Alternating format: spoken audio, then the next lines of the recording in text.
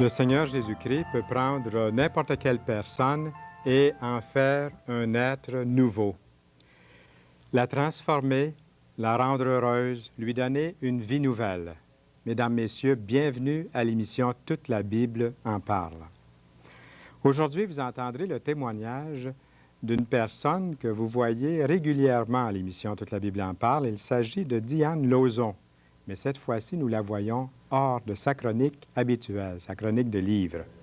Et la chanteuse Lynn Gass, que vous allez rencontrer un peu plus tard au cours de l'émission, est de retour parmi nous. Ne quittez pas, elle viendra chanter la chanson intitulée « Vivre à jamais ». Nous vous offrons, et il nous fait vraiment plaisir chaque fois de vous offrir ces ouvrages, le Nouveau Testament en français courant, et le livre... Comme dans ses autres écrits, l'auteur de Les Leçons de Marie s'efforce de parler à la conscience et au cœur de ses lecteurs. Nous vous invitons à faire la demande de ces deux livres. C'est gratuit. Il vous suffit tout simplement de composer le numéro de téléphone que vous voyez à l'instant devant vos yeux. Notez bien ces numéros et composez. Il s'agit d'Edmonton au 403-449-5291, Granby 514-375-4575, et je vous donnerai les autres au cours de l'émission aussi. J'aimerais vous les lire également, en plus pour vous de les voir là devant vous à l'écran. Eh bien, comme on l'a déjà annoncé, c'est Diane Lauzon qui est là, et c'est une habituée de l'émission. Je me souviens même il y a quelques années, dans une autre émission évangélique, je l'avais vue. Et puis maintenant, elle est ici à Toute la Bible en parle régulièrement. Alors, il nous fait grand plaisir, Madame Diane Lauzon, de vous souhaiter la bienvenue ici à Toute la Bible en parle, comme nous le faisons toutes les 2 ou 3 semaines pour la chronique de livres. Je vous remercie pour l'invitation. Et puis, hors de la chronique de livres, ça nous permet de vous demander une petite question... pas indiscrète, là, mais qu'est-ce que vous faites dans la vie, Diane Lauzon, pour qu'on puisse savoir un petit peu ce que vous faites?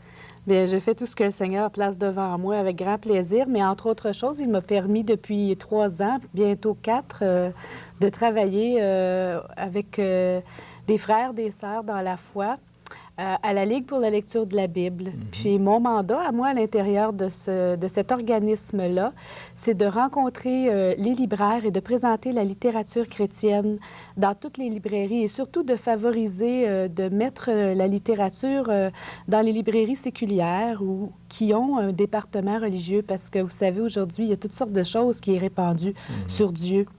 Et parfois, les gens sont égarés sur des voies qui n'ont rien à voir avec le Dieu de la parole.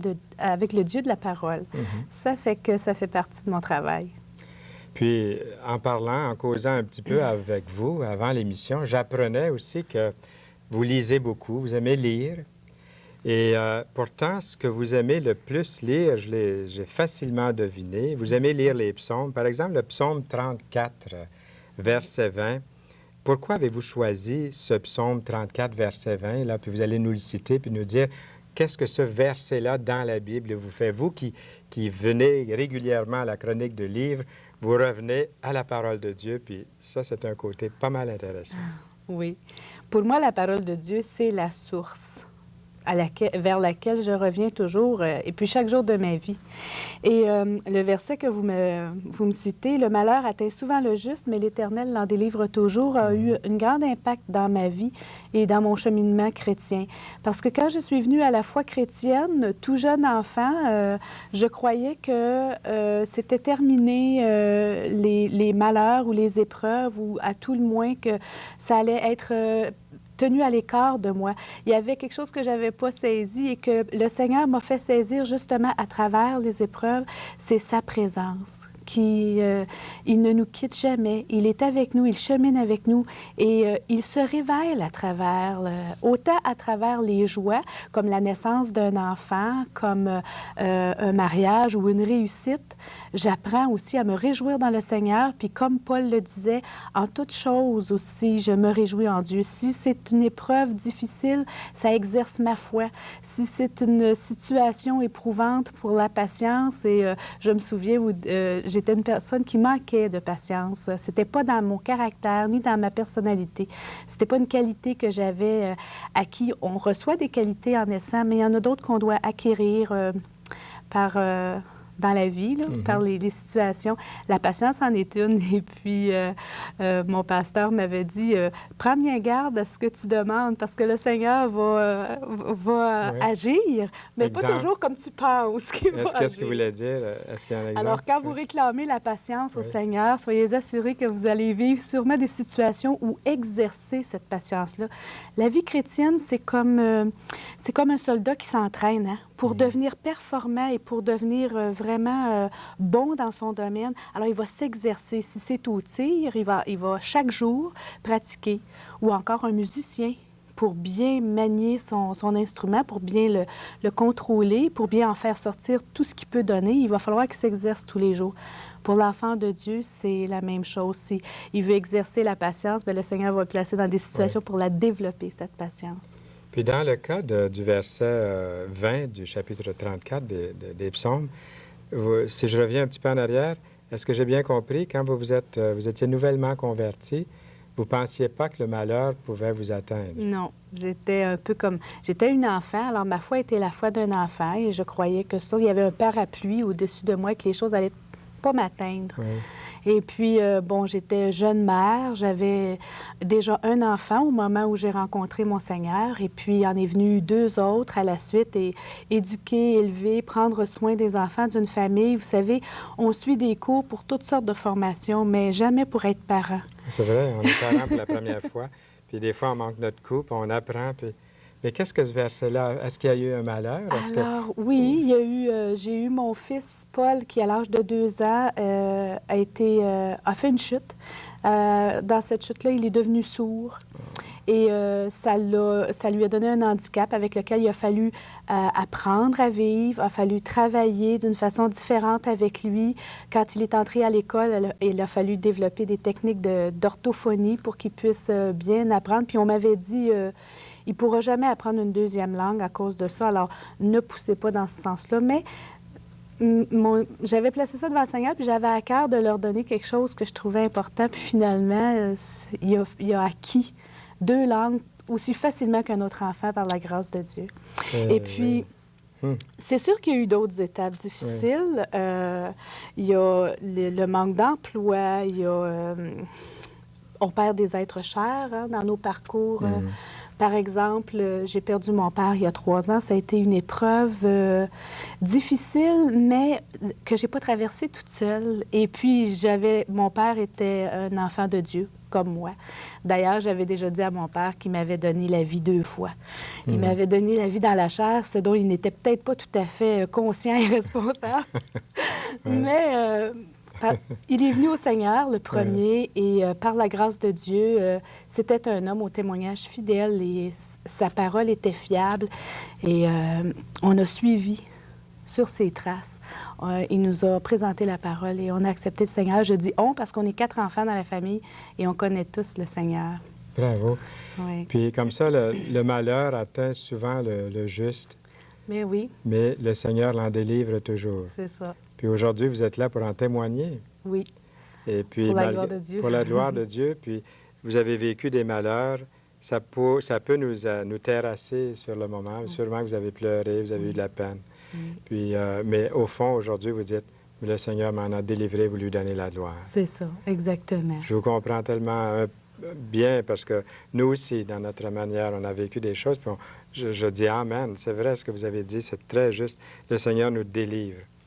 Et vous avez, ce que j'ai aimé lorsque j'ai regardé vos notes pour cette entrevue, au lieu de me demander ou de me proposer, de suggérer des questions, vous avez des références bibliques. Je pense que c'est la première fois, oui, je l'avoue, c'est la première fois dans 17 ans. On a eu ici des centaines d'invités, puis je pense que c'est la première fois que quelqu'un propose des textes, puis il dit à l'animateur, bien, avec ces versets-là, tu devrais pouvoir trouver une question.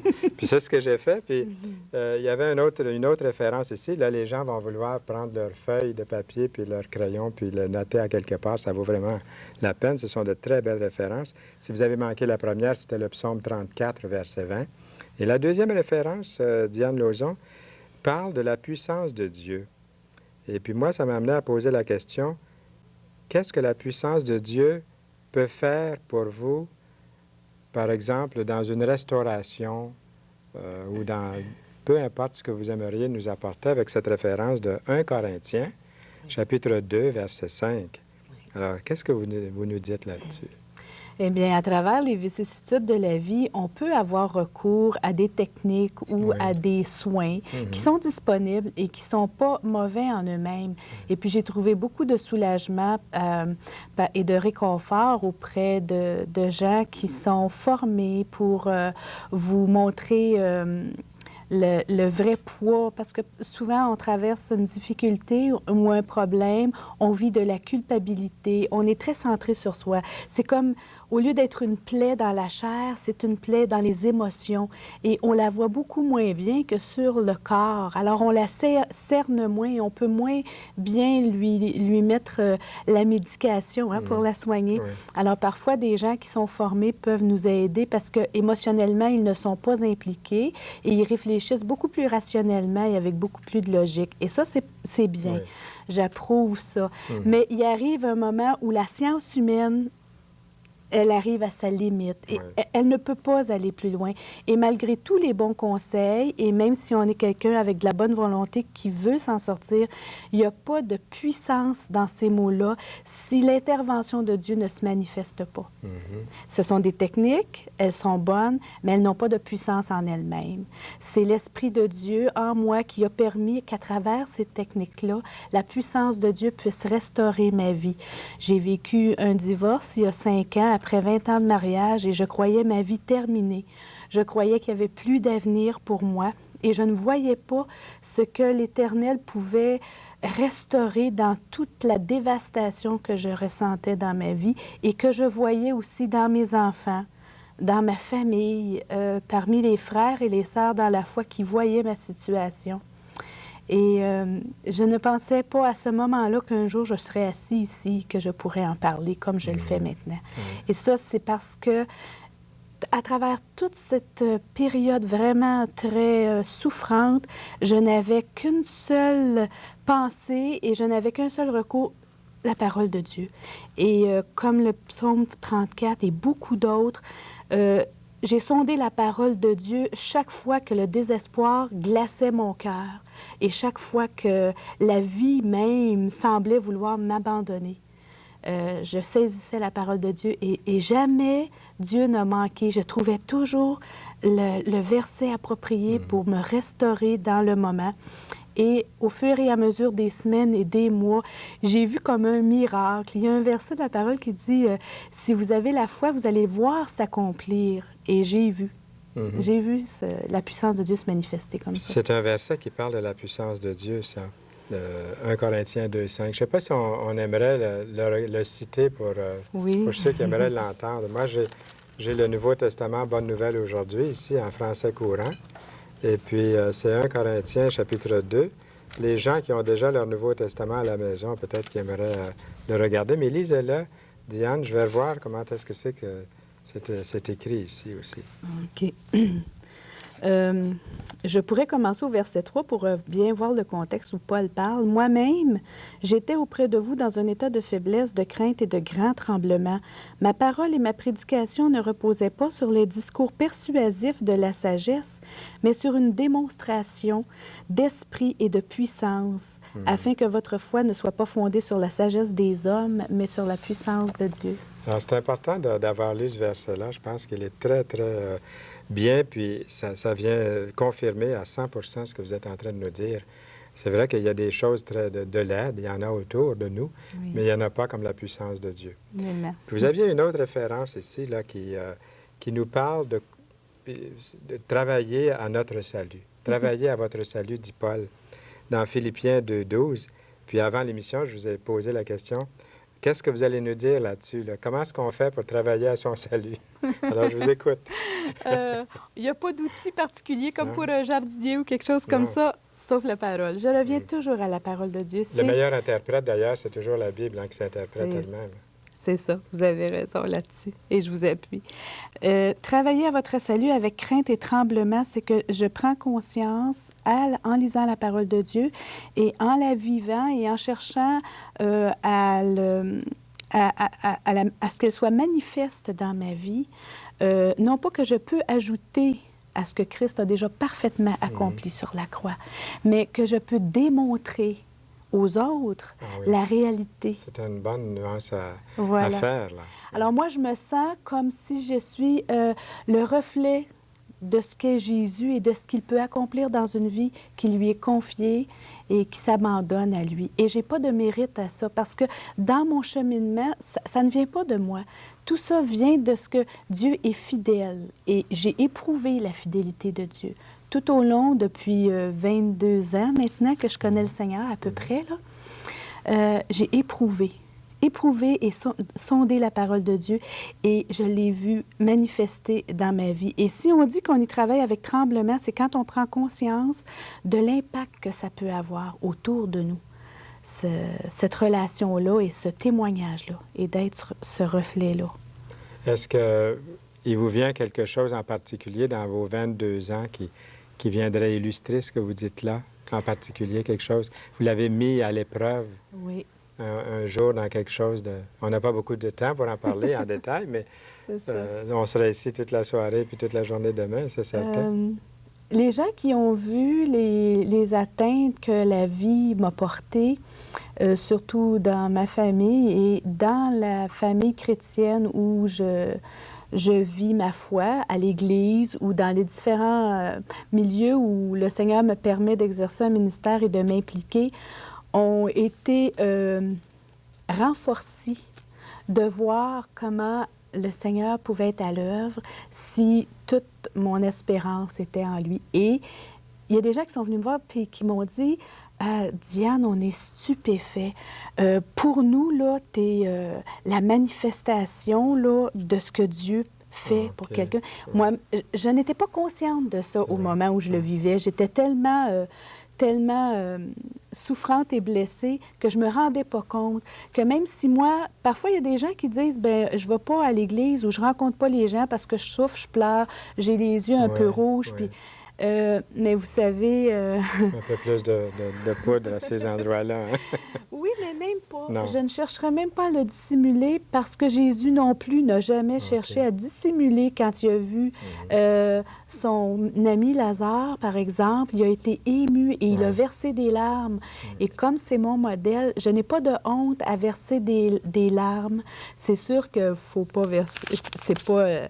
De pleurer émotivement sur toute chose, mais être ému devant Dieu de son action, soit en moi, soit dans ceux qui m'entourent, je me permets de verser des larmes.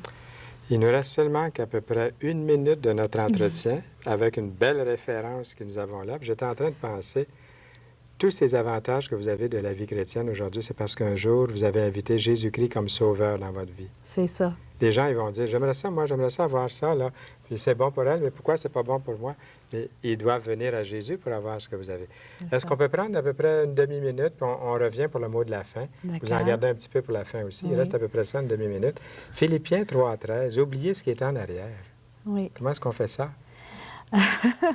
Dans 15 secondes. Dans 15 secondes. On reprend ça à la fin de l'émission. On peut oublier ce qui est en arrière parce qu'on sait que le Seigneur s'occupe de toute notre vie et qu'on sait que s'il y a des choses qui ne sont pas réglées ou s'il y a des choses qui ne peuvent pas être réglées, si les gens ne sont plus là ou la rencontre est impossible, on donne notre fardeau à Dieu et on tourne la page. Ma mère disait ça souvent.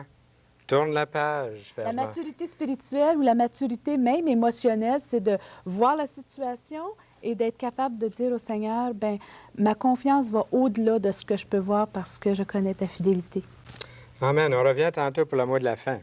Et puis là, on se tourne vers nos amis et on leur dit, l'offre tient toujours.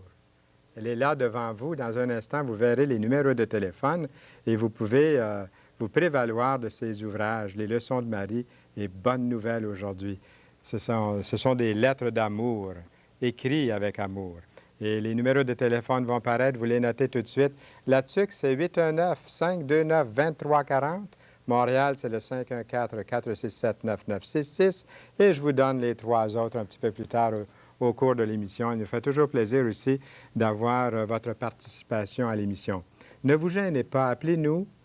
Et quelquefois, c'est un répondeur, malheureusement, entre guillemets, là, un répondeur, mais vous allez peut-être appeler quelques autres fois et c'est une personne qui va vous répondre, surtout durant l'heure de l'émission. Ça pourrait être quelqu'un qui vous parle et vous pourriez lui faire connaître vos besoins, vos questions, vos commentaires, votre recherche personnelle. Peut-être vous êtes en désaccord avec certaines choses qui sont dites et puis vous aimeriez en parler. Il nous ferait plaisir de vous écouter. Alors, nous sommes très heureux aujourd'hui d'accueillir notre chanteuse, on peut dire notre chanteuse, Lynn Gass. On l'aime bien, elle est là avec nous. Et elle nous interpelle, oui, elle nous interpelle à considérer sérieusement la vie que Dieu nous offre. Et qu'ainsi notre âme vive à jamais. Qui ne voudrait pas vivre pour toujours? Eh bien, ce chant nous dit comment faire, et c'est un ministère qu'elle nous apporte.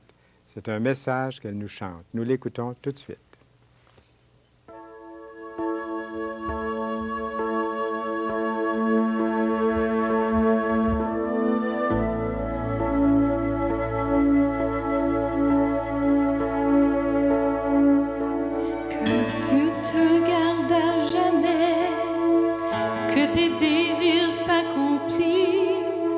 Que ton cœur soit bien disposé à donner, recevoir, et puisses-tu ériger une échelle qui ira jusqu'au ciel, et que ton âme vive à jamais, vive à jamais, vive à jamais, et que ton âme vive à jamais. Puisses-tu grandir dans la justice et dans tout ce qui est vrai. Puisses-tu prendre le droit chemin et voir la lumière qui t'entoure. Puisses-tu toujours être courageux, honnête, fort et fidèle, et que ton âme vive à jamais. Vive à jamais, vive à jamais, et que ton âme vive à jamais.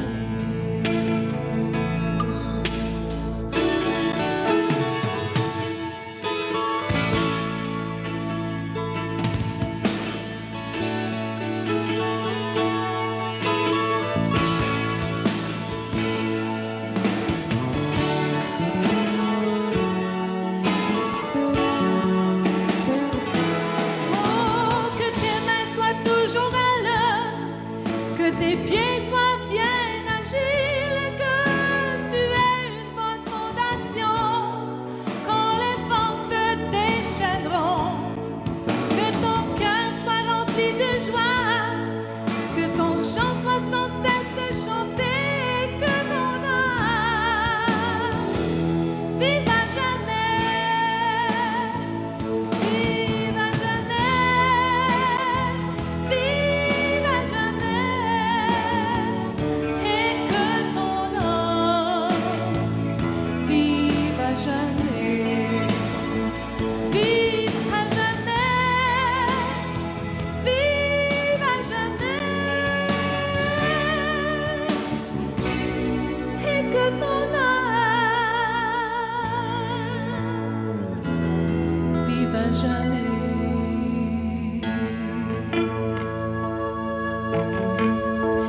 Vive à jamais,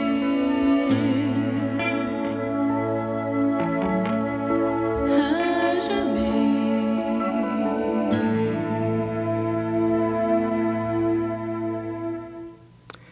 C'était Lynn Gass et nous nous unissons à Lynn Gass pour vous souhaiter que votre âme vive à jamais. Et nous nous dépêchons pour vous montrer les ouvrages de Gaston Racine, les leçons de Marie, Mère de Jésus, et aussi le Nouveau Testament. Et tout de suite après, les numéros de téléphone afin que vous puissiez vous prévaloir de ces ouvrages durant l'émission si possible. Et notez bien ces numéros de téléphone. Il y a 3 numéros que j'aimerais encore vous donner, les 3 derniers. Rive-Sud de Montréal, 514-467-9966. Saint-Élie, 819-829-0428. Et Sherbrooke, 819-566-6946. Et pour laisser tout le temps à notre invité, pour le mot de la fin, ça serait comment le mot de la fin? Ça serait quoi? J'aimerais dire à ceux qui nous écoutent que notre modèle dans la parole de Dieu, c'est Jésus. Et rappelons-nous bien sa vie, son œuvre et son message, et ne nous laissons pas séduire comme si son évangile est un évangile de succès et de bien-être matériel. Mais la vraie joie ne réside pas dans les choses de terrestres parce qu'elles sont tellement passagères. Elles ne durent pas. Comme la fleur se flétrit, nous dit la parole, et comme l'herbe sèche. Toutes ces choses partent et ce sont que des vanités. Alors, ma joie est reliée à ma relation avec Dieu. Et Dieu a tout prévu. Je n'ai même pas, moi, à chercher le moyen d'entrer. Il est là. Son Fils Jésus-Christ est mort sur la croix et sa parole nous a été donnée. Merci beaucoup, Diane Lauzon. Allez-vous revenir nous voir? Certainement, si vous m'invitez. Revenez à la prochaine émission pour la chronique. D'accord. La chronique de livre. Merci beaucoup. Merci à Lynn Gass aussi, notre invitée d'aujourd'hui, Diane Lauzon aussi. Et ne manquez pas l'émission de la semaine prochaine, au cours de laquelle Noël Aubu apportera un message en rapport avec l'invitation que Dieu lance. Et Diane Lauzon, bien entendu, sera là. Elle présentera sa chronique de livre. Ne manquez pas cette émission. La chanteuse Lynn Gass sera accompagnée de Michel et de Linda Derry. Nous aurons un trio. Alors, d'ici lors, nous vous souhaitons une bonne fin de journée et à bientôt.